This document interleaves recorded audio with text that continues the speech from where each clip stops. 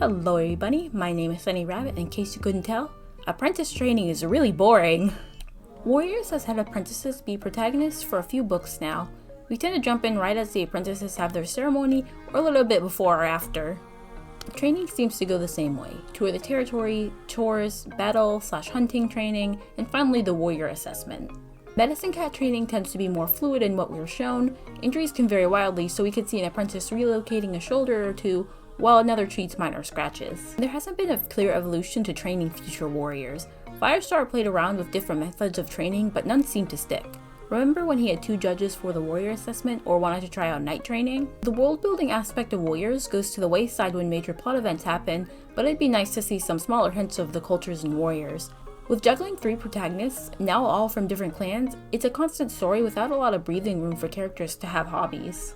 It's interesting that jobs aren't passed down through training. Brackenfur and Dustpelt are builders, but what will ThunderClan do when they're both gone? No other cats are shown to be the designated builders. These important jobs that cats do don't get passed down to the cats they train. If they did, we could have Hollyleaf, Sorrelstripe, or Whitewing become the builders, similar to their mentor Brackenfur. It's such an easy element to add to the series to spice up the world building or diversity in clan life. WindClan had more runners and tunnelers, but tunneling was phased out due to how dangerous it was. But why not have cats who hunt pairs versus cats who hunt down prey alone? Maybe ShadowClan could have cats who hunt frogs and lizards and those who catch forest prey like squirrels and birds. Similar to the Moorrunner-Tunneler split, it could add some natural conflict among the clans outside of the standard clan versus clan border issues. We had point of views from SkyClan, ThunderClan, ShadowClan, and RiverClan apprentices, both medicine cats and warriors, so it's a little weird how similar they are despite being different clans. The only difference to the clans are purely aesthetic. WindClan is said to sleep under the stars since they feel closest to Starclan. The closest to the moonstone and the lack of trees to block the view of the sky made them feel this way, but when was this ever used as a plot point? People is the one to discover the moon pool, not a WindClan cat. Sure, Hairstar is against the Codebreakers, but he wasn't the most adamant about keeping out the rebels. Misty Star was. Kestrel Fight is almost never a major character in terms of plots with Starclan. If you had to ask me about which clan seemed more in tune with Starclan, I might say ThunderClan, then maybe RiverClan. WindClan wouldn't be a first pick. Warriors has a hard time trying to weave things like this into the story. Even the battle training we see the apprentices do was copy-pasted. When reading the final battle scene with the kin, it was astonishing that the clans chose to lean into their battle styles that their clans are known for. Like, they can just do that. Protagonist POVs sort of forget that each clan has a unique battle style. WindClan's unique style is to dash in and dash out, but even most of the battles against WindClan seem to be the basic hissing and spitting in a whirl of claws and teeth. Protagonist's claw gets knocked off their paws, but then the weight lifts or vanishes or whatever synonym they choose to use at the time. If you watched my videos I made on the fan clans I designed, I focus a lot on the different cultures of the clans, how they're different, their values, and how they have different beliefs in StarClan. If a Starless clan is the last series in the Warrior Cats main series, a new series about an entirely different set of clans would be nice. Mostly more of the differences to them, more than cats who swim, cats who run fast, cats who are brave, and cats who are evil.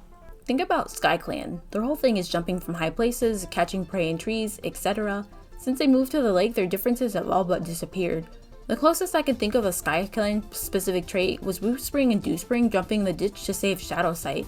Could you imagine a revamped SkyClan for the lake territories? Their dens are hollows in a tree. Their camp is cats walking on thick branches to get from place to place.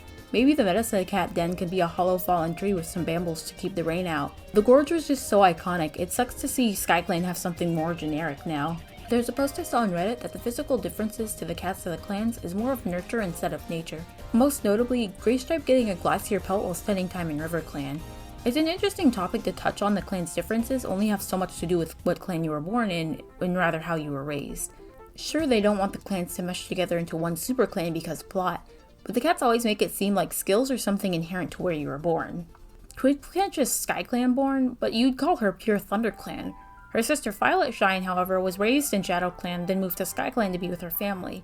It's a bit off topic to the conversation about the cultures of the clans, however there might be something there, especially with the conflict that's happening in River. A WindClan cat might be able to be RiverClan after a season of fattening up. The clans aren't as different as they really make themselves out to be. I'm starting to get sidetracked now, so let's get back to the main subject of the video.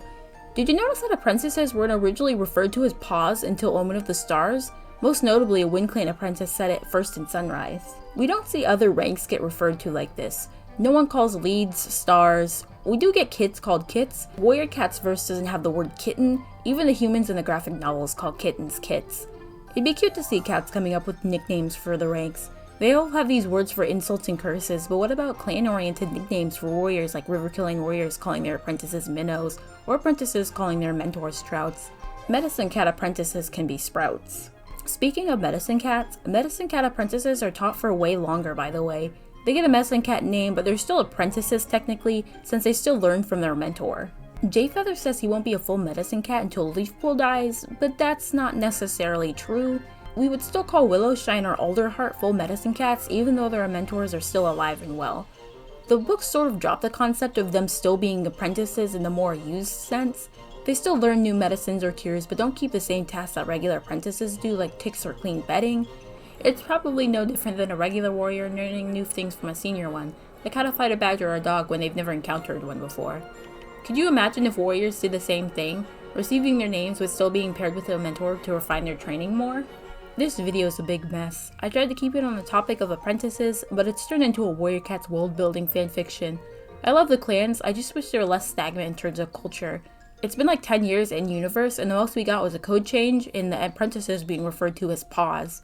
Maybe I'll do a video similar to the fan clans, where it's just about tweaking some of the already made clans in terms of culture.